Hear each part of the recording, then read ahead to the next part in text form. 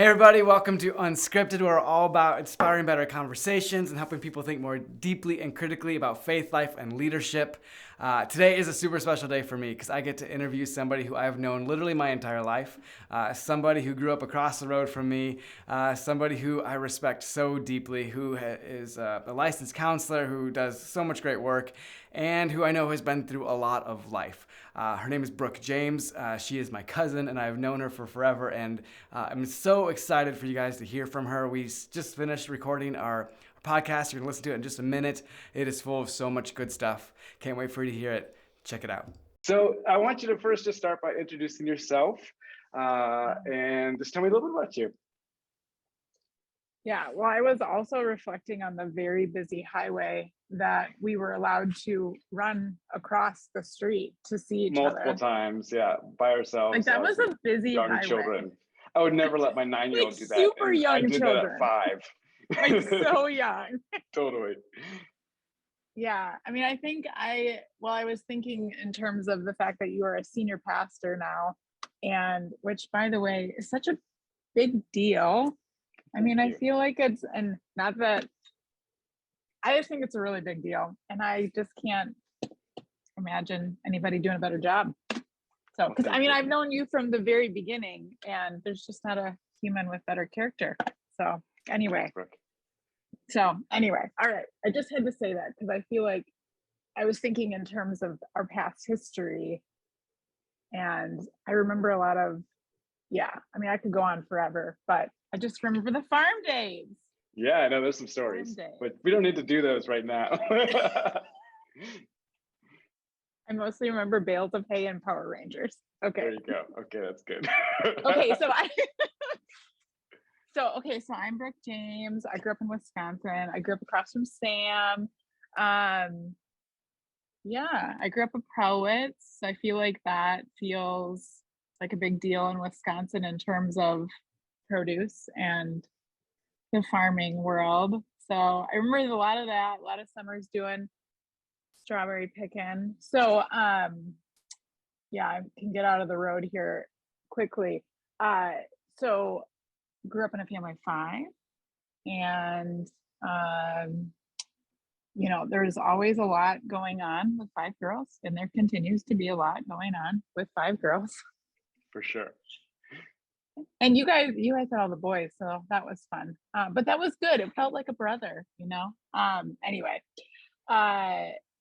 so grew up in the area, went to school in the area, got interested in counseling. I mean, do you want me to sure. In terms of like my counseling?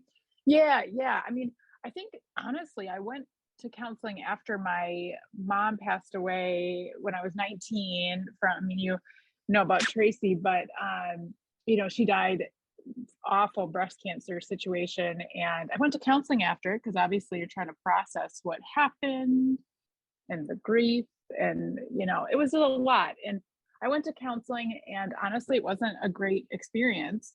And it kind of made me think a lot about, what, like, I think I could do this. I think I could do this type of thing and be helpful. And so, I mean, I think that was the starter. I think I always kind of knew I wanted to be a counselor. Went to school, really got interested in marriage and family, really got interested in how systems work together. And I can talk more about that later too. But I ended up experiencing a ton of grief through my life, which kind of propelled the nature of some of my work. Let's see here. I know you got like time. Yeah, no, you're good. I want to hear a little about that specifically. So, you've experienced life essentially, like to the degree that for sure. Anybody that I know has experienced life. Can you tell me just a little bit about a couple of those touch points, just so people that are listening know that you're talking from a place of experience, not just education? Yeah, well, which is a huge thing, I think, is an important part of even just counseling in general, because there's a huge piece of theory versus experience. And not that you need to experience everything to be a good counselor, but certainly you want to have some touch points for sure. So, lost my mom, went through, it kind of brought up a lot for me. I went through my own counseling, addressed some sexual abuse that happened when I was a kid, and kind of went through some processing with that in that process, which actually very good. From there, I started my schooling, and then I got married. I got married to a guy I knew in high school. We were married for 10 years. 3-4 years in, we started to have a family, and actually had a baby boy who passed away, which is kind of weird. Not weird, but like it in terms of just how we deal with some of this. We weren't really at that point quite ready, but who's ready to have kids, right? You're never ready. No, definitely not. Oh my gosh, are you? But yeah, we had a little boy, and I was 39 weeks, 5 days pregnant, and went in, thought I was having a normal baby, and it didn't go well. He died of a rare infection, which was awful. I just, I don't know as if you ever like stop grieving that. Yeah, I think when you lose a child, and grieving there's no right way to do it, but man, that certainly just takes the wind out from under you. So, that was pretty early on in our marriage. So we did end up having another baby girl, and she, gonna make it better, but holy cow, it was a good thing in our marriage. After some hard stuff, we had lost some other family members along the way. So grieving really became like this part of our story that felt pretty intense. I always think of the story of Nehemiah when he's, God's asking him to build this wall, but he's also like fighting. At the same time, yeah. Yeah, and it's like, how do you do, like, God, I know that you want me here, but holy cow, am I just kind of toggling between how do I deal with both of these things? So anyway, long story short, I think the grief of Rory, which was his name, really impacted our ability to work through stuff. And we actually did end up, after 10 years, getting divorced. So like this another grieving portion, right? Something I never thought, my goodness, I'm a marriage and family therapist, I should know how to do all this, right? Which right, yeah. Turns out that's not actually how it goes. But I have plenty of empathy for that. So that was awful and a very hard thing to do, and work through. So a lot of grieving. Alongside of that, I was, professionally growing, professionally growing as a marriage and family therapist, and really getting into addiction and boundaries and how we do relationships well. I learned a lot, both professionally and personally. And it was a really dark time, which anybody going through that certainly experiences a pretty dark time. But yeah, I'm happy to go into any of those pieces, but I think that's like the 30,000 foot view. It's really helpful, just because I know we have a church of people from across the spectrum have experienced all kinds of different parts of life. So just to know that they can connect with you in some form of that life history is really helpful and powerful. So as I think about that, one of the things that I want to ask you is you actually just wrote a book, like a short little 20-page, an ebook, which is awesome. But the reason I want to talk about that, I'll put a link to that wherever we post this thing. Sure. So I want people to be able to see it. But when I read through that, what I loved was it's like a how-to manual in so many ways of like how to set boundaries. And you specifically deal with how to set boundaries as somebody who has a relational experience with somebody who suffers or struggles with addiction. Correct? Yeah. Which is it's awesome. Like it's such a great read in that way, like so practical and so good. But what we were talking about is how boundaries and maybe even expectations, and I want to actually get into that specific thing, boundaries and expectations, and how those things overlap and go together. Yeah. But you have such great insight into how to set boundaries with people. And I'd love for you to just talk for just a minute about what a boundary is and why they're actually necessary within a relationship, whether it's a dating relationship or a marriage or that sort of thing. Yeah, that is good. So I think boundaries are really, if you think in terms, I'm very visual, right? So if you think in terms of a piece of paper with a line down the middle, one side, these are the things you're okay with, and these are the things you're not okay with, right? So it's a boundary, right? Like we know where the line is. This is the line in the sand, and this is how far I'm willing to go. So they help us navigate relationships. They help us navigate like our own self-care. They tell us about our limits, when we've gone too far, when we've not gone far enough. I think they really inform what we need too, right? And I think they can signal to us like things are out of balance, things are out of whack. We need to address what's happening. And I think without good boundaries, I think we can kind of end up in slippery slopes of bad patterns that result in a whole lot of resentment, anger, depression, anxiety. Like I think all those are kind of at the root of not, boundaries aren't gonna fix everything, but I do think there are a lot of areas that they can certainly help out with when we address them. Tell me a little bit more about that. So you say resentment. How does resentment come out of not having boundaries? Because I know that's a real thing that people maybe don't always name, but they feel. Yeah, absolutely. I think that's a really big one. I think in terms of, I'm in this parenting small children world, and we got to be like, I did get remarried, right? Just real quick side note, got remarried to this guy I met at a coffee shop, which is great. It was very fun. Anyway, he's a great man. He's also a counselor, which is just very interesting because we're very different, but the same, and it's great. Anyway, but in terms of how resentment can have the opportunity to build is, say you have small children and you kind of always give your time up when you need self-care, right? When you need to get out. I work with a lot of parents who kind of give up their own self-care, or they give up their own time because they're trying to help maybe an adult child.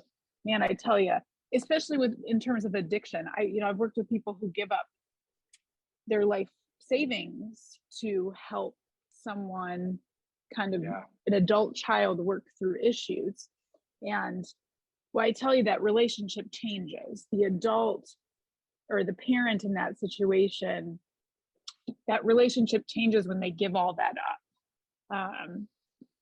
When they don't have boundaries to take care of themselves, right? And it's actually, we're modeling to them, hey, don't worry about taking care of yourself because there's something else that will, somebody else will pick up the slack. So I think, if we, in that example, if we give up all of that because we're trying to love our adult child, and certainly everyone does that with the best intentions. Like no one's out there maliciously trying to become resentful, but that's where it starts. We were to give up our life savings to an adult child who isn't taking responsibility for themselves. I mean, that's how resentment quickly shows up. Yeah, absolutely. Talk about, so that makes a lot of sense to me, especially within a relationship with their kids. How about with like a spouse relationship? So like just not even addiction, how do boundaries being crossed start to work towards resentment building? And then you talk about self-care a little bit. Like as I understand self-care, I think of it as like taking the moments of time to like shower and like go for a walk. Well, right. We're not talking about necessarily Eat. all the things. Yeah, eat, Go to the by yourself. doctor. Go to the Right. doctor, exactly. So Yeah. how does that build? Sometimes I go outside on the porch. Yeah. You can do that. You're not in Wisconsin okay, right now, so man. I know. It is really nice. We watched some of the Olympics outside on the porch, and it was like, Yeah, don't rub it in. Anyway, Don't rub it in. I know. But the bugs here, Okay. I could go on forever. They're just so giant. Anyway, okay. So adult to adult. Let me think of a good example. And so I mean, I think I'm thinking in terms of people that I see, not in terms of addiction or in terms of addiction. Not in terms of addiction. Addiction. Okay. Right. So actually not in terms of addiction. Not in terms. Okay. So I think they all turn into self-care pieces. Well, so if in a relationship you've got two partners, and like for me, if I can't go out for a run, they're all turning into self-care things. That's okay. There's nothing wrong with that, because that's what the reality self-care of it is okay. Yeah, self-care is okay. Okay, self-care is okay. Oh, I'm sorry. Okay, so if I am watching my spouse spend money on something, yep, and I'm the one in charge of doing the budget, and my spouse is a big spender, and every month they end up spending, and they overspend. And so I feel like I'm maybe more the financially thoughtful person, and I get really frustrated because the budget isn't in place. So they're not following the budget rules, and or like following the boundaries of the budget. But at the end of the month, I forego my free spending money to make up for their free spending money that they've overspent in. So I feel resentful, right? I feel resentful because I've not taken care of myself or advocated for that boundary. Perfect. So I think ongoing that experience where you're like compensating for someone else kind of going over the boundary. I think that would be the principle of it. Like you're compensating for someone else not showing up and doing their part. That's sorry, perfect. It took me a little bit to get there. No, that makes a lot of sense. So as I think about that and just kind of picture it, like what it would look like, you're compensating, and then therefore, because you're having to compensate, you're resentful. And I can see that going on and on over time, and it grows. There's just this bitterness that takes root. Say you're in that spot right now. Say somebody's right there. What is like the one or two steps you actually have to take in order to make it so that doesn't become the thing that makes it just fall apart? Yeah, right. So this is kind of what I approached in the book. It's like, I think what happens is we kind of project the junk onto the other partner and say, they're such a spender, they're reckless with money, and this, that, and the third, right? Yes. So yes, that may actually be true. Totally might be true. However, we have to look at ourselves first. So step one is to actually look at, like, how long have we said, okay, that's fine, I guess I'll hand over my money, right? My spending money to make. How often have we kind of done and covered over that, right? Yeah. And if not it's been happening for 5 years, you can't really like be frustrated with it because it's expected. Correct. We kind of unintentionally taught people, my boundaries don't matter, actually, right? Yeah. We've unintentionally kind of done that. So number one is like, look at that piece for ourselves. Like, how have I maybe unintentionally taught people that it's okay to step over these boundaries? The second piece, the bitterness piece, right? Like identifying like what's in our control. Yeah. Like what is in our control, what is not in our control. I think it's important to see and to differentiate that, because there may not be, you may not be able to control the entire circumstance, but we can certainly step up and start talking about it. Step up sounds a little shaming. I don't mean it in that term. I mean it more in like, we can self-advocate for ourselves in that circumstance and address it. I find a lot of times when we're very, like, individuals I work with, they become really bitter and angry, but they've not really had the hard conversations. And I think we really may think it takes one hard conversation. In reality, it takes like 17, Yeah, that makes sense. That's the reality, right? Of all marriages, right? They're all a string of hard conversations. Literally. Okay. There's a couple other things. That's really, really good. So what I heard you say is, number one, you have to be aware of yourself and what role you played in it, and what you've done in your past to enable what's happening now. Yeah, enable is a good word. Great. Yeah. And then number two is you have to be willing to like set those boundaries and have those conversations, plural, not just one, but like 17, and be willing to work at it over time. Those are two things. That's awesome. Yeah. Can I add a sub point? I would say, I think I would also learn like the power of an I statement, because I need you to stop being a reckless jerk face with your money. Does not work. Right? No, it's like, not a very fun thing to hear. That actually like pushes your partner away. We have to learn, like, I think there's a lot of power. And if we're resentful, my goodness, are we not interested in talking about how we feel? But having some really good communication pieces, learning how to use I statements, and like to file a complaint. John Gottman talks about how to file a complaint. And we can post that in the show notes or whatever, but it's a good way how to file a complaint in a way that our partner might hear us. You know? Yeah, that's really, really good. So learning how to say the I statement in a helpful, nice way, like a way that doesn't condemn the other person. Is that what you're saying? Yeah, or attack them. And I would say most people wait till they're really angry to say something, because then they feel emboldened to do so. Man, because they're so ticked.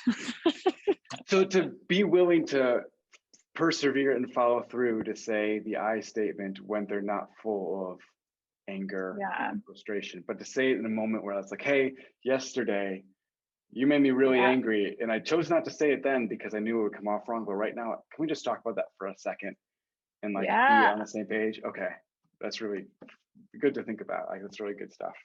Yeah, well, you want them to hear us, right? Yeah, you do want them to hear you. Right. It's really good when they do. Otherwise, it's like you say something and immediately they clam up, get frustrated, and walk away, or fight back. One of those two things. 100%. Yeah. You said something earlier that I think was really interesting. You talked about Nehemiah, like building the wall. Yeah, I lost an earphone. Hang on. Good. Nehemiah. Okay.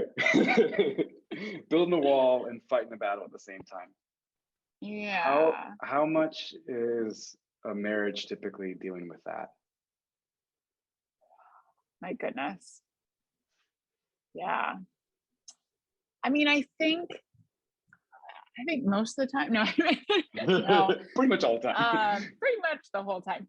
No, I just think naturally the people I tend to work with, and it's been true in my life, you end up picking the people who are opposite of you, right? Yeah, like, this is true. So just by nature, they're going to be so different. And I think if there's a way that we can connect with, I did choose this person on purpose.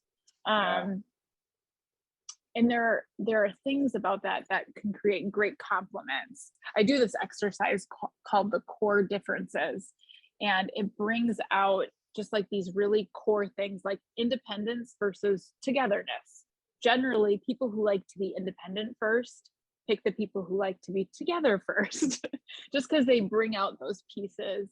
When the dust settles and all the love plateaus a little bit, as it does in any healthy relationship, right? You can't keep that dopamine up forever. No, you can't. Right. Like those things can become points of tension But like the work of the marriage is, can I identify and see those things and appreciate it, but also not expect them to be the same as you. Also expect them to allow them to be different, and for it to not say something about you personally, right? To allow that space. So yeah. That's super interesting. I talked about curiosity a couple weeks ago in a sermon, and like Yeah. curious with somebody. I think it's just a really fun thing to think about, because as soon as you start to think that they're a one-dimensional person that stays the same for forever and needs to be who you are, like that's an end to the relationship, because it's just not fun to be a part of that. So being curious and fun and allowing that to be a joyful experience is actually pretty awesome. Yeah, I mean, I think that can build resentment in itself if you don't allow for people to change too, right? And you kind of keep them in that box. And it's hard. It's hard to do that. Like, I think it is hard to keep that curiosity, but I think that's really wise. Yeah, good stuff. I've got 2 more questions for you, and then we can talk more. I'm all warmed up. All right, great. The first one is this.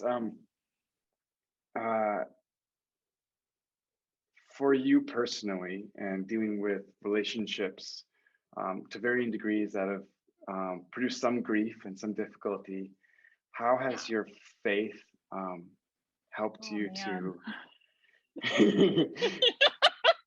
go through those times and experience these things? Oh, man. Yeah.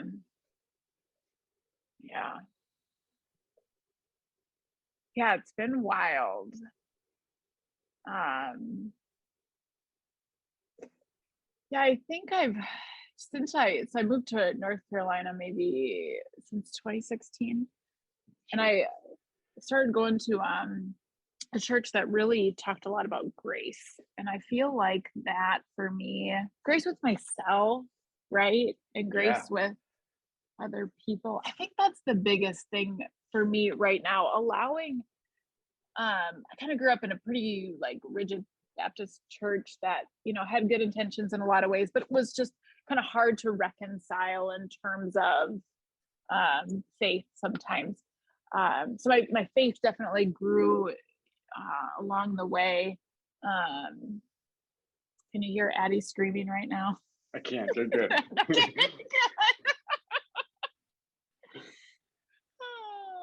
But I think the joy of it, right? The joy of the screaming. I think that God has really showed up for me in grace. Like my faith it's different now. It's interesting. It's different. I feel like I read it differently. I'm reading a lot. I really like your wife works for Cultivate What Matters, and I have been sorry, I don't know if I can say that, but like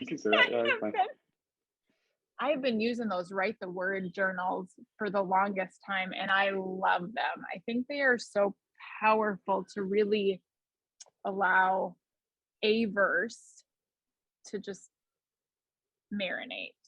So I've been doing a lot more resting. I'm in a season of rest. I would say I was doing more productivity and doing in terms of my faith.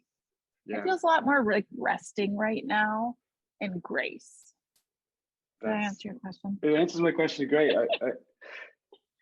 I think grace is like the most powerful thing to think about when you talk about relationships. And I think it's so, what's the word for it?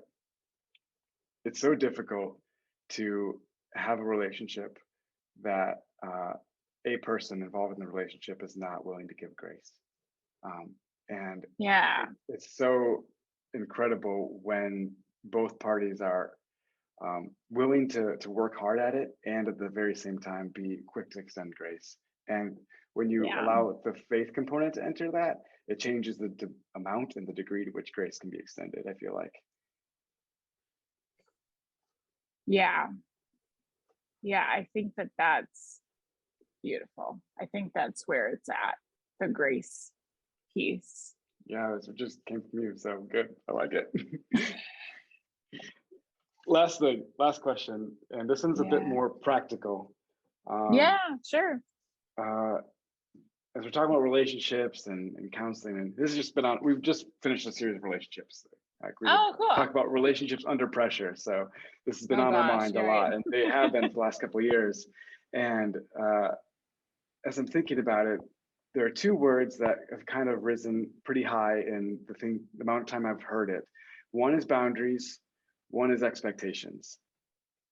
As you think about boundaries and expectations, how do you feel like those two intertwine? And like, so just to give you a little context, I was reading with this pastor, he talked about expectations and how expectations had to be now I'm going to forget them. They had to be reasonable, they had to be agreed upon, they had to be said out loud, and one other thing, but I'm forgetting that. But those are like the main things, right? Said out loud, agreed upon, and reasonable. And it seems like they're an interesting side of boundaries too, because boundaries I think have a similar sort of thing, but expectations kind of play into these. I'm curious, as you're talking about people with relationships and how they can have a healthy marriage or a healthy relationship, how do those things interplay? Yeah, I mean, I think I'm just going to unpack your question just a little bit here. So like in terms of expectations, I think what comes up for me is I think a lot of people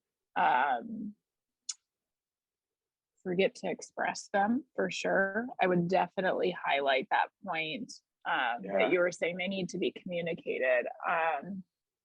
There's like an internal experience. Oh yeah, totally. Yeah, I would say that is the biggest thing that comes up for me, is that expectations are internalized, and it feels as though, you know, they have an expectation that it should just be known, right? And kind of going back to that whole idea of, well, I said it this one time when we were dating, and I'm pretty sure they should remember that. You know, like, no kidding, right? Right. So I think that feels unreasonable. Like that feels unreasonable about expectations. I think it's something, you know, it's one thing Toby, my husband, does, which while we were dating, you know, we went, we took a family trip to meet his family, which is so interesting doing in your 30s, but it was great. Yeah, totally. Just interesting, the whole thing. But anyway, what I found was really cool. He was like, so what are you expecting, you know, as we kind of go on this trip? And he does that like for most things, like for holidays and trips. And it set, you know, the expectation set the kind of tone that, you know, I'm interested in what it would be like for you to have a good time, which feels like just a kind thing to do in a relationship, right? It totally does. What you just said, I'm interested in you having a good time and like knowing what that looks like for you. It's a big deal. Yeah, and we would say that's a principle in couples relationships, right? So it's like there's a mutuality to it. You know, it matters what your experience is like, right? So my needs don't matter more, they don't matter less, they matter just the same as yours, right? Yeah. So my expectation when I'm walking into a relationship is that you care what it's like for me to have an experience here. You care. Like that's a reasonable expectation in a relationship, and that's a reason to assert needs. So yeah, I thought that was really good. I was like, you should think about doing some couples counseling. No kidding, right? That's a really cool thing. Right, it's good practice. Yeah, it actually is, because I think in a lot of situations, people walk in most focused on themselves. And if they're not, they're in a situation where they're thinking about what the other person is needing from them.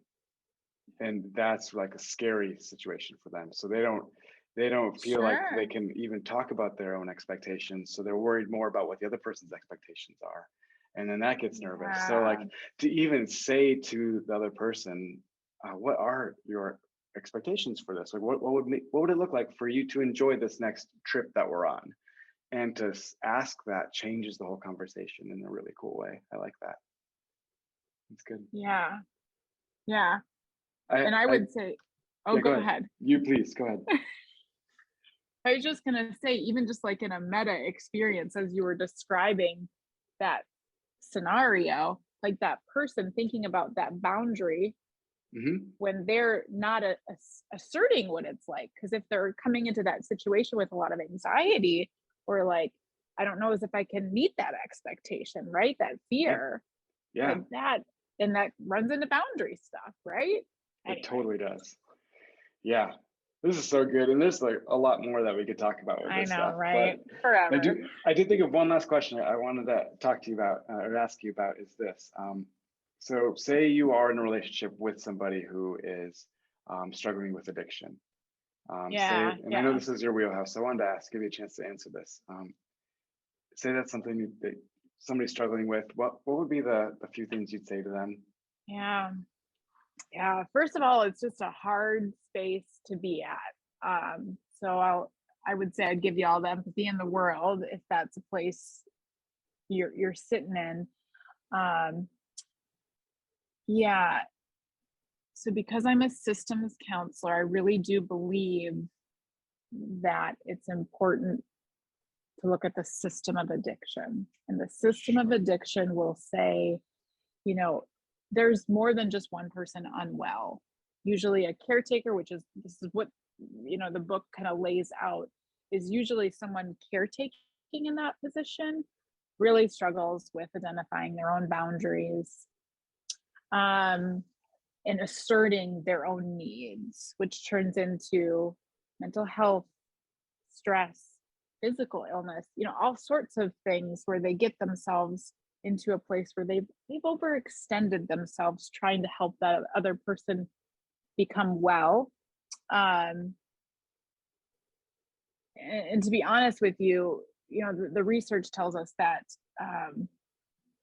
that dynamic in and of itself can be unhelpful for the person struggling with addiction to get well. And I do think it's important to say we are never responsible for someone drinking or struggling with addiction. If you're a caretaker in this situation, that's not your responsibility to keep them from using. But there are certainly dynamics that result from that. So I think if there was one thing I would do the very one thing that I would do is find a space where you can be bare bones honest about what's happening. Yeah. That would be, because I think there's a lot of hiding and minimizing that comes with addiction. It's just kind of part of the disease and part of the illness and just part of the dynamics. So I think as a caretaker, if you're in that situation, you need to find a place where you can be as open and honest. That's where I would start. And then I'd really encourage you to get to the basics of how do I take care of myself, and to sit with this question: what happens if nothing changes? What happens if the person I love continues to use forever, right? What does my life look like? Most people would say, well, what I'm doing right now isn't sustainable. And I would encourage them to look at what is a sustainable situation for them by self-care, by looking at how do I assert my own needs? How do I get some education? There's some awesome Al-Anon groups, which is a group that helps people who are supporting someone who is struggling with addiction, especially in this pandemic. Now, if you're going to go to an Al-Anon meeting, 100% you need to try a few of them. They are not all created equal. Some are good, some are not, some are just garbage. Like, you do need to find something that works well. Those would be my first few things I would look into. Yeah, that's awesome. That's super, super helpful, Brooke. Man, this has been really fun. We're out of time at this point, but it has been like a blast to sit and chat with you about all of these things. Thank you so much for taking the time. It's actually the second time. The first time we had some technical difficulties. So I'm like good. thrilled that Great. this is working, and I'm grateful for you. And when you get up here back to Wisconsin, I'm gonna sit you I down in the know. chair. We're gonna make it happen. Yeah. But thank you so for much. having me. I super appreciate it. It's so fun to Awesome. be in your space. Yeah, you bet. It's been great. So thank you, Brooke. And really, I'm super grateful. I really appreciate it. And Sounds good. we will talk sometime soon. Okay. See you later. See ya. Bye.